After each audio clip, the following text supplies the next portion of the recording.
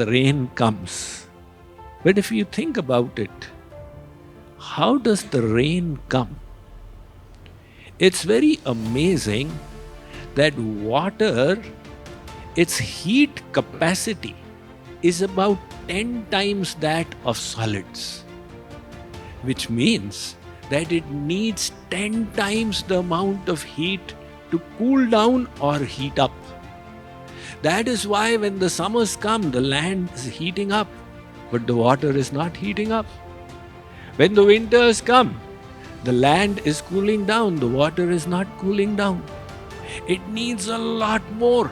They call it in physics water equivalent. The water equivalent, the heat capacity is 10 times that of metals. And that is what enables rain to come. Now, is it just chance that there was a big bang and then by chance there was water which has got 10 times the heat capacity of the land?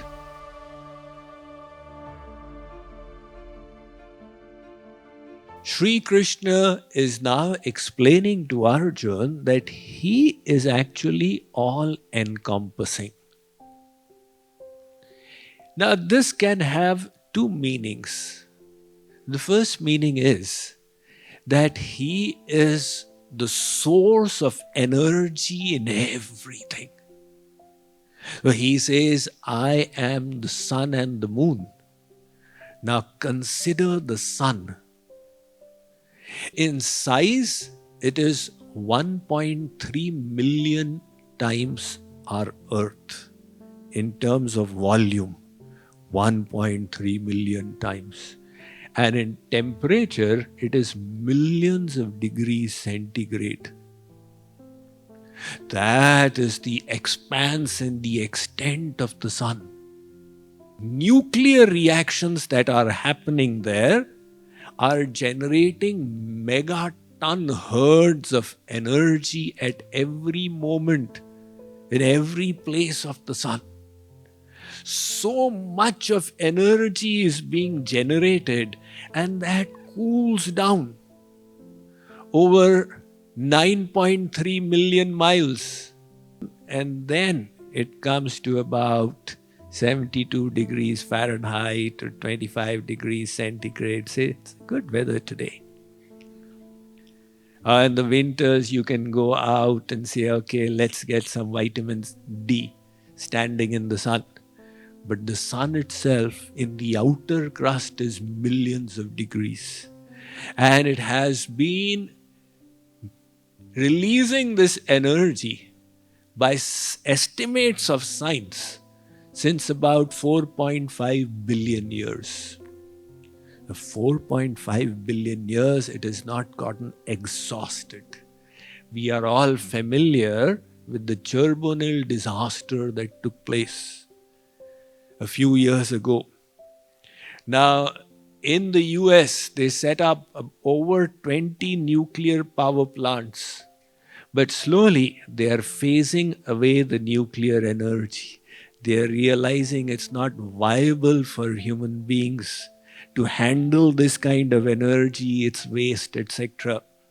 They're moving to other sources of energy. But from the sun, it's just continuing. Hydrogen atoms combine to make helium, helium combines to make beryllium, and so on. It goes on and on. The fission that is happening, isn't that all a divine arrangement?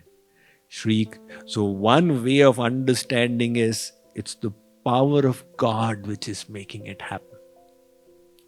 Wherever you see something astonishing, it reminds you of the presence of God. A few years ago, Nerolac Paints in India used to run this advertisement. Whenever you see color, think of us. Very smart. Whenever you see color, think of us. Whenever you see any glory anywhere, you think of God. He is the powerhouse. And another way of understanding it is that it all has emanated from Him. It is His energy. Like the light is the energy emanating from the sun and its heat. So the energy is called Shakti in Vedic nomenclature. And the energetic is called Shaktiman. The energetic and the energy, they have a dual and non-dual relationship between them. They are simultaneously one and also different. So all that is in existence is the energy of God. It has manifested from Him. And that is why it is non-different from Him. The Bhagavatam narrates that in the beginning of creation, God manifested the raw energy of the universe.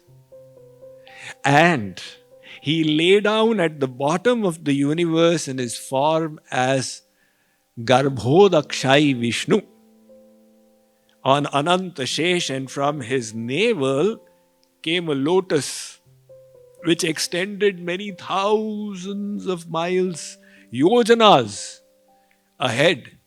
And on top of the lotus, Brahma was born, the firstborn Brahma.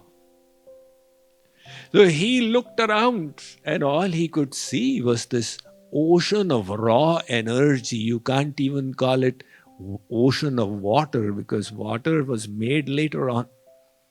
And when he saw all of this, he didn't understand who is he, why is he here, and what his purpose is. So he saw the lotus and he decided to explore it. He started entering its stem and went deeper and deeper and deeper.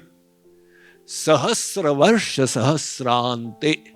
The Bhagavatam says for thousands of years he kept descending. He didn't come to the end of it. So he retraced his steps and went and sat down again.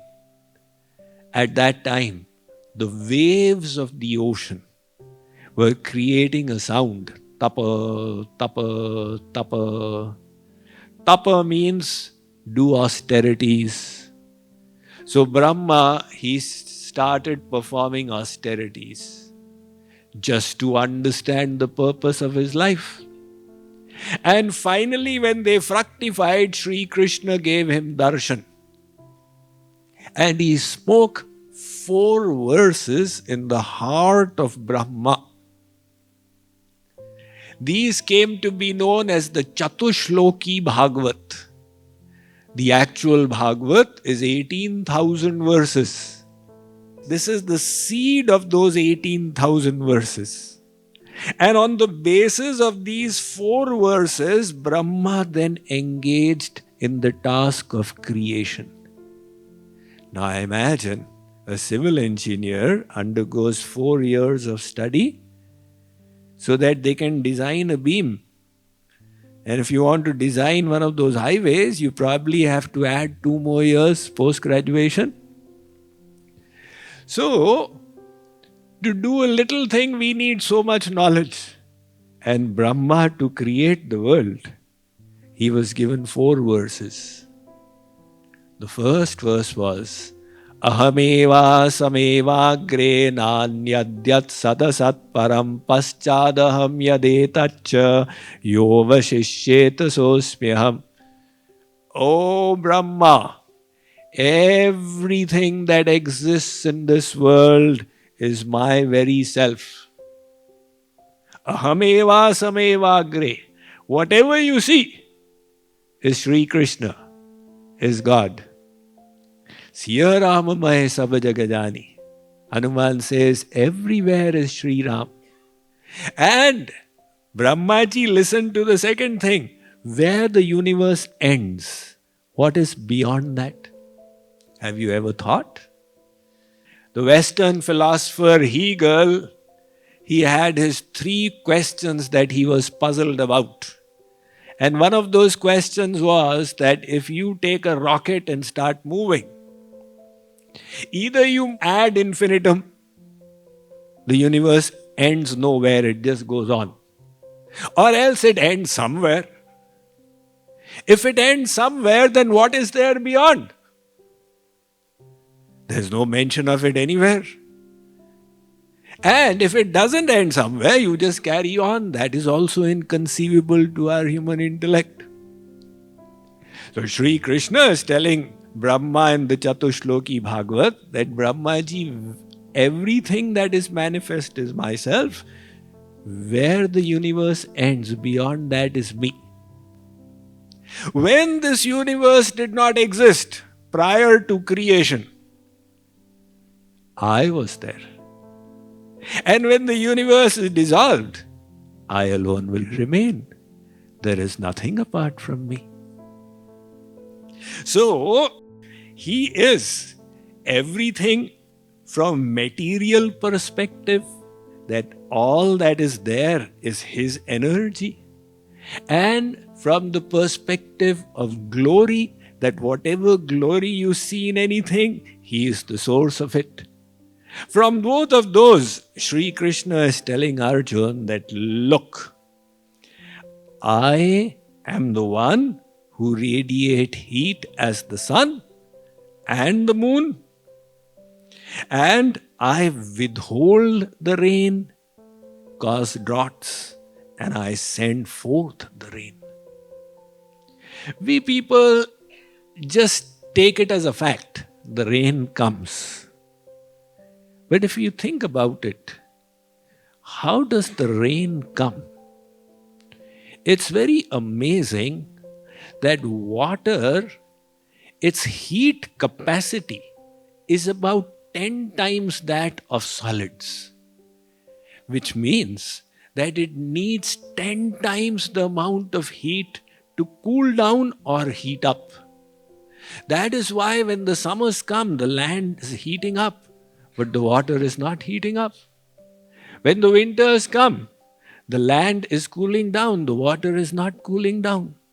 It needs a lot more. They call it in physics water equivalent.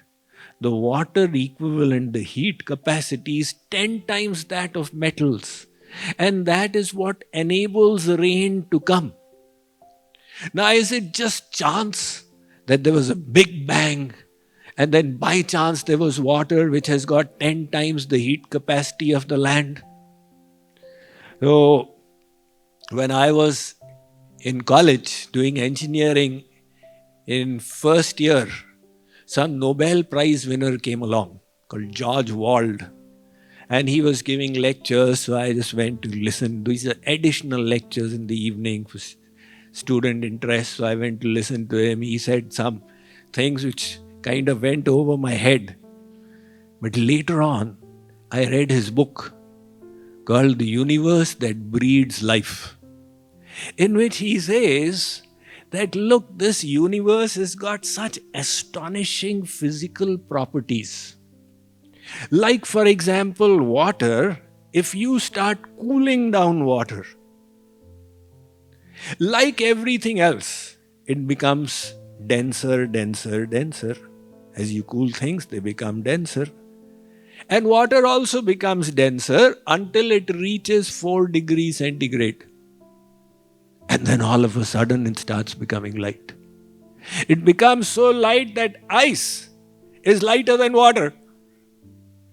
And that is why on top of the frozen lake there is ice. And life is able to survive below it. If water behaved like any other element in creation, it would have become heavy. Ice would have been heavier than water. And the freezing would have happened from below the lake. So all marine life would have gotten frozen in a deep winter. But as it so happens, there's a layer of ice and life continues to survive. So George Wald's, his title was A Universe That Breeds Life. He says if any of the innumerable physical properties of this universe were any different, then life as we know it would have been impossible. So obviously the divine hand is there. And Sri Krishna says that I am the one. God is the one who's sending forth the rain and withholding it as well. And he says, I am immortality and I am also death personified. Arjuna, I am both spirit and I am also matter.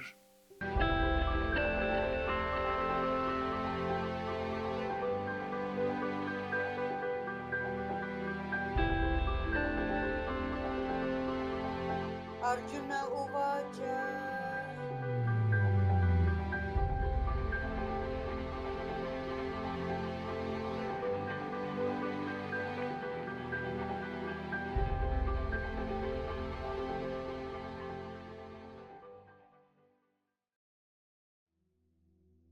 In the heart of Garland, Texas, at the Hyatt Place, a transformative experience awaits you.